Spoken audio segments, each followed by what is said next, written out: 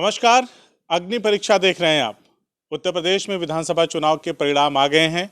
हालांकि भारतीय जनता पार्टी ने स्पष्ट बहुमत हासिल किया है, लेकिन अभी तक शपथ ग्रहण समारोह नहीं हुआ है। आगे आने वाले कुछ एक दिनों में इसकी संभावना जताई जा रही है कि उत्तर प्रदेश में दोबारा योगी आदित्यनाथ मुख्यमंत्री बनेंगे प्रदेश के, और उनके ही नेतृत्व में उत्तर प्रदेश की सरकार आगे बढ़ेगी। बहरहाल आपको बता दें कि शपथ ग्रहण समारोह से पहले एमएलसी चुनाव जो है वो कराने की प्रक्रिया शुरू हो गई है। तमाम प्रत्याशी जो जगह जगह प्रत्याशी घोषित कर रही है पार्टी, जैसे समाजवादी पार्टी या भारतीय जनता पार्टी अपने अपने प्रत्याशी घोषित कर रही हैं। ठीक उसी तरह से आजमगढ़ जिले की अगर बात करें तो आजमगढ़ जिले में राकेश यादव गुड्डू को समाजवादी पार्टी ने अपना प्रत्याशी बनाया है, जबकि भारतीय जनता पार्टी ने मौजूदा फूलपुर पवई विधायक समाजवादी पार्टी के रमाकांत यादव के बेटे अरुण कांत यादव को एमएलसी का प्रत्याशी बनाया है।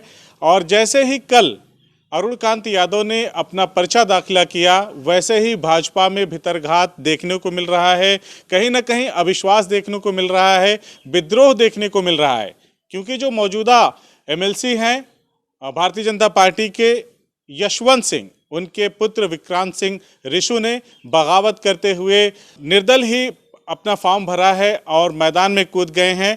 उन्होंने कल कहा था, अपने बयान में रिशु ने कहा था कि मैंने लगभग 10,000 वोटों से ज़्यादा वोटों से जिला पंचायत सदस्य का चुनाव जीता, और कहीं ना कहीं मैं भारतीय जनता पार्टी से जुड़कर मजबूती से काम कर रहा था, लेकिन मुझे कहीं ना कहीं ऐसा भी लगा कि मेरी अनदेखी हो रही है।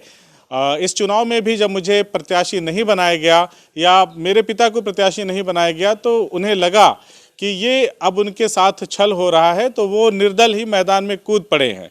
बहरहाल कल रमाकांत यादव जो समाजवादी पार्टी के विधायक हैं, उनके बेटे अरुण कांत यादव ने भारतीय जनता पार्टी की तरफ से अधिकृत प्रत्याशी के तौर पर अपना नामांकन दाखिल किया। आज उनसे हमारे संवाददाता दीपक सिंह और रूपेश चंद तिवारी ने मुलाकात किया, उनसे बातचीत किया, जिसमें उन्होंने एक बहुत ही महत्वपूर्ण सवाल को पूछा। जब विधानसभा चुनाव के प्रत्याशियों के नामांकन हो रहे थे, तो रमाकांत यादव जब नामांकन करके नामांकन स्थल से वापस जा रहे थे, तो एक पत्रकार साथी ने उनसे सवाल पूछा था कि आप तो समाजवादी पार्टी के प्रत्याशी हैं, विधायकी का चुनाव लड़ रहे हैं, और आपका बेटा 2017 में ठीक उसी सीट से चुनाव जीत करके विधानसभा, उत्तर प्रदेश की विधानसभा में पहुंचे थे और भारतीय जनता पार्टी के एकमात्र विधायक थे। तो आपका बेटा इस चुनाव में, यानी कि 2022 के चुनाव में किसकी तरफ रहेगा? तो थोड़ा सा उबलते हुए ही रमाकांत यादव ने यह जवाब दिया था कि बेटा मेरा है तो साथ किसका देगा। जरा मेरी बात पे ध्यान दीजिएगा कि उस वक्त पूर्व सांसद ने क्या बयान दिया था, यानी कि अब के मौजूदा विधायक और तब के पूर्व सांसद ने बयान दिया था कि बेटा मेरा है तो साथ किसका देगा, प्रचार किसका करेगा। अब ठीक पासा पलटा है। अब प्रत्याशी बीजेपी का जो एमएलसी प्रत्याशी रमाकांत यादव का बेटा है, जो मौजूदा समय में विधायक हैं, अब क्या पिता उसी गर्व के साथ, उसी अधिकार के साथ अब अपने बेटे का साथ देगा? क्या पिता अपने बेटे का प्रचार करेगा?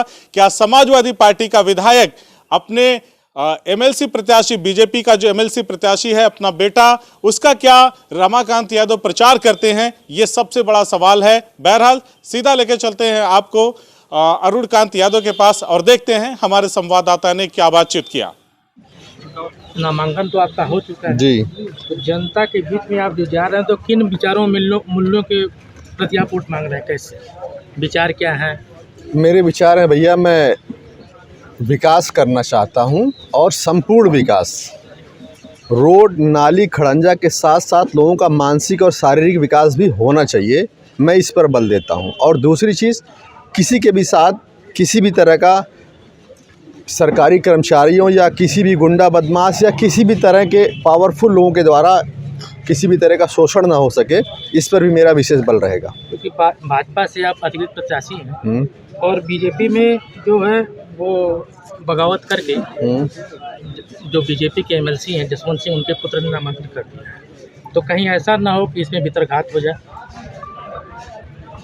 तो जीत के प्रति उससे कोई फर्क नहीं पड़ता, क्योंकि मैंने कई बार इसी का खुलासा किया है कि जो ये चुनाव है, इसमें जितनी भी पार्टियां हैं, चाहे वो बसपा हो, चाहे सपा, चाहे भाजपा, तीनों के समर्थक एकजुट होकर के वोट करेंगे।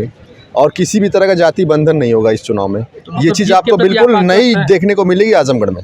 जीत के प्रति आप आश्वस्त हैं? बिल्कुल।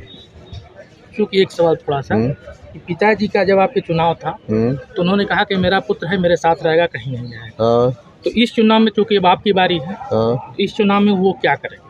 अब ये तो आप उनसे पूछिए, अब उनके पर्सनल विचार के बारे में क्या बताऊं आपको।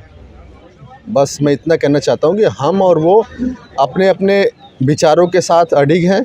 हम भाई भारतीय जनता पार्टी से ताल्लुक़ रखते हैं, वो समाजवादी पार्टी से ताल्लुक़ रखते हैं। राजनीतिक मतभेद हमारे हैं, लेकिन हमारी कोई ऐसी पर्सनल दुश्मनी नहीं है। जी। और राजनीति में हम दोनों ही लोग अलग अलग विचारधारा रखते हैं। CIB इंडिया न्यूज की सभी खबरों को देखने के लिए लाल रंग की बटन को दबाकर चैनल को सब्सक्राइब जरूर करें, घंटी जरूर दबाएं ताकि हमारी सभी खबरों के नोटिफिकेशंस आप तक पहुंचते रहें।